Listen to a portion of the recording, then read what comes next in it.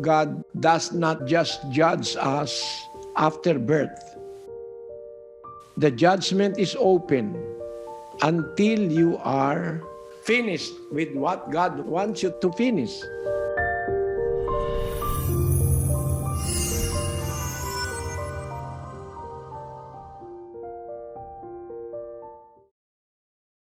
After your birth, there is an assurance that you will go to heaven if you are going to follow God's will. But even if you are destined to go to heaven after your birth, but later in life, you lost faith, you transgressed the law, like what Solomon did, God knows that you are not going to heaven. You're going to hell. But God does not immediately judge you after birth. God gives us after birth what we call the gift of free will. We have our own free will.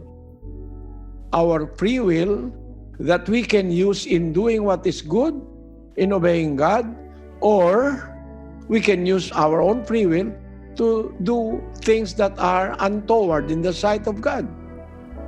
Let us read the gift of free will that was given by God to His people. 30:19 of the book of Deuteronomy. I call heaven and earth to record this day against you, that I have set before you life and death, blessing and cursing. Therefore, choose life, that both thou and thy seed may live. You have to choose. We are in the sight of God. God gave us two choices. I have set before you life and death, blessing and cursing. Therefore, choose life. But peradventure, you do not want to choose life. You can choose death. You can choose curse. It depends on your choice. So, God knows you are going to heaven. Yes, by birth. Yes, He knows if you chose to be obedient. But God also knows that you are going to hell if you choose to be disobedient. And that will be later. That will be later.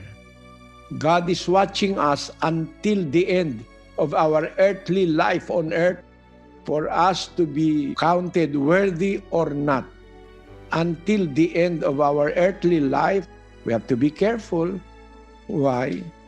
If you are careful, then at that moment in time that you are ready to die, and you have fulfilled the will of God, you are sure, and you know that you are going to heaven. 4:6 of 2 Timothy. For I am now ready to be offered, and the time of my departure is at hand. I have fought a good fight. I have finished my course. I have kept the faith. Henceforth, there is laid up for me a crown of righteousness, which the Lord, the righteous judge, shall give me at that day, and not to me only, but unto all them also that love His appearing.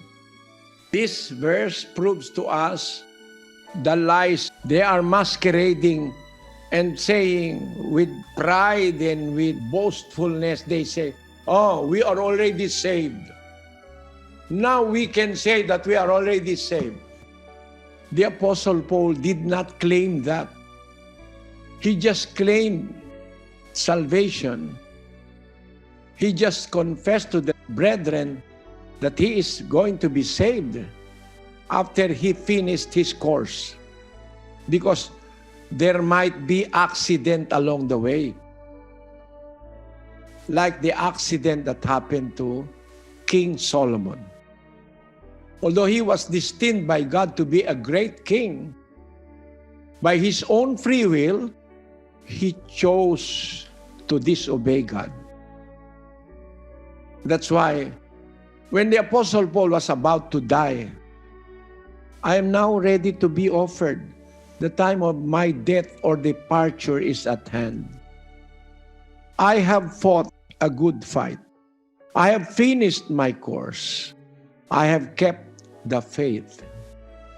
Henceforth, from now on, after he was able to keep the faith, he ended a fight which is a good fight of faith. He said, henceforth there is laid up for me a crown of righteousness, which the Lord, the righteous judge, shall give me at that day. And not to me only, but unto all them also that love his appearing. Meaning, God does not just judge us after birth. The judgment is open until you are finished with what God wants you to finish.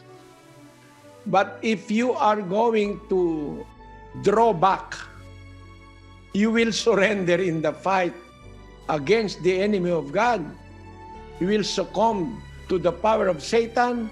I'm sorry to say to you, even if God has destined you to glory, then you will be going to hell. That is what happened to Solomon. Even if God wants you to be saved, but if you are not careful, let us read 10:38 of the book of Hebrews. Now the just shall live by faith. But if any man draw back, my soul shall have no pleasure in him. That is God's final word.